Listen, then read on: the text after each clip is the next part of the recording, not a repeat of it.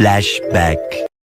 Unni Mukundan fans India ഉംഫി അതിന്റെ ആളാണ്. നിനക്കെന്താ വട്ടു പിടിച്ചോ തോന്നുന്നില്ലേ? അതൊന്നും എനിക്കറിയാൻ മേല. ഇങ്ങനെ എന്തെങ്കിലുമൊക്കെ പറയുമ്പോഴേ എന്റെ മനസ്സിനൊരു സന്തോഷം ഉണ്ടാവുള്ളൂ. ഞാൻ എന്റെ സന്തോഷം നോക്കിയാ പോരെ. ഇപ്പൊ നിങ്ങളുടെ ഹീറോ എന്ത് ചെയ്യുന്നു? Will he give up? മുറിവേറ്റ സിംഹത്തിന്റെ ശ്വാസം ഗർജനത്തെക്കാൾ ഭയങ്കരമായി.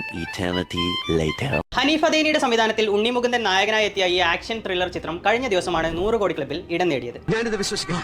അങ്ങനൊന്നും ഇല്ല, അങ്ങനൊന്നും ഉണ്ടാവാൻ പാടില്ല. ഒരു പടം ഇറങ്ങിയിട്ടുണ്ട്, മദ്രാസ്കാരൻ തമിഴ് പടം. ഒന്ന് കാണണോട്ടെ. തമിഴ് പടം ഇതൊക്കെ എപ്പോ സംഭവിച്ചത്? പെട്ടെന്ന് ഇറക്കേണ്ടി വന്നു. നിർത്തി അങ്ങ് അവമാനിക്കുവാണെന്ന്. ഗംഭീര റെസ്പോൺസ് ആണ്. ഇടലം പടമായിട്ടാണ് എനിക്ക് തോന്നുന്നത്.